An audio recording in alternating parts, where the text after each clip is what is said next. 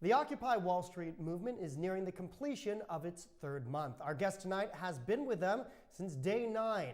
He runs the podcast Fox News on iTunes. That's Fox spelled F-A-W-K-E-S. He's also preparing for a 50-state tour to follow the movement in a documentary. With me is Brent Schmidt. Brent, great to have you here in the studio. Where is this movement going? Not down. It's not dying. It's still gaining traction, even though the park was cleared here in New York? And not just in New York, but across the country, there's been a concerted and focused effort to clear a lot of the parks out. But that's just rallying support. It's spreading awareness because it's getting more news attention because police are being violent and a lot of stuff is happening that shouldn't. So it's really getting the word out. It's gaining traction. It's gaining more traction than it's losing. But tell me this, the park needed to be cleared according to the mayor. Mm-hmm. Do you agree? No. It didn't need to be cleared. Indefinitely, you think it would have worked out for the people to stay there through the winter, no less? I mean, there were issues in the park. I'm not going to deny that. And there were things that needed to be addressed. But the fact of the matter is, we were an annoyance to the mayor. So do you feel that Michael Bloomberg and the New York City police were not merely regulating or trying to regulate this protest, but they were trying to suppress it? Absolutely. There's no doubt in my mind. I mean, knowing the type of person Bloomberg is, seeing the actions that and the things that he's said, it's almost childish, the level of disconnection that he has from the reality that the 99% of us live in. He's one of the richest men in America. There are a lot of different things being voiced of what needs to change, and that's indicative of a lot of things being wrong and there being a lot of problems. A lot of people come at us with, well, you guys don't have a unified message. Well, there's not just one problem. There are a lot of issues. One of the main things is keeping the private sector out of campaigns, keeping them from financing congressional campaigns, Senate campaigns, presidential campaigns, because that's buying their term. It's buying their seat. So how does occupying a park get you closer to that? Shouldn't there be, for real political change, shouldn't you form a political party? If that were a viable option at this point. Do you think it's not?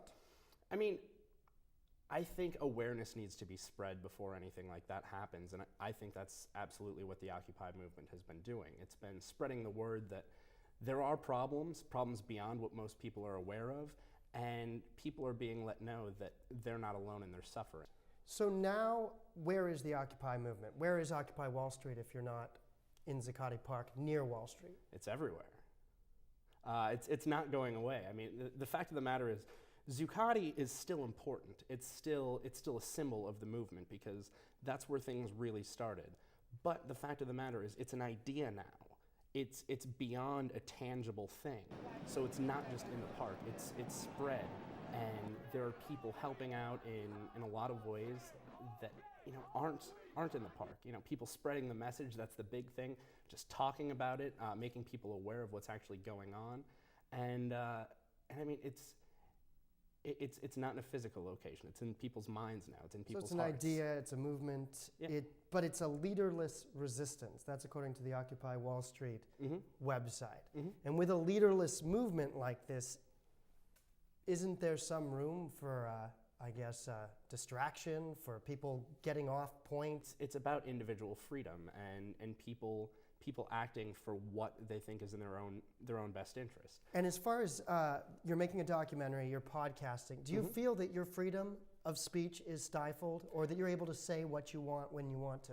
I mean, there's been a lot of censorship that's been happening. I personally haven't experienced much of anything, but YouTube censorship, Twitter censorship, those are important things. Those are mediums for anyone to put out information and to put out what's really going on. And the fact of the matter is, our law enforcement has caused more damage in this movement than any group of people that's actually participating in the movement. Look at all the violence that's happened in the parks across the country. I personally experienced it. I got hit in the head with a nightstick in front of Trinity Church. I was on the sidewalk. I wasn't doing anything wrong. They arrested me and cut me free because they had nothing to charge me with. Were you trying to get somewhere? No. Through a crowd? Or? No. I found a video on YouTube showing, like leading up to the moment that I was swept off by cops, and you can see that I was I was walking on the sidewalk. I got pushed from behind. Just out of reaction, I turned around and it was cops. I had been pushed with a nightstick, and just by turning around, I'm a bigger guy, so I got singled out, and the lieutenant that hit me in the head pointed at me and said, "Him, get him." And then I got swooped up by a big group of cops. I got hit by nightsticks a few times. This was the morning of November 15th. This was the morning of the 15th. And again, this wasn't in the park. This was in front of Trinity Church 2 blocks south of the park. Like, the park had been cleared out already. The only people in the park were cops. I was doing nothing. I was actually talking to another comedian. And then the next thing I knew, I was getting hit in the head, and my Captain America hoodie was being destroyed. But it didn't keep you down. You're going to still keep going with this? No. With this? You're still going to... If anything, it just gave me more motivation to plug on.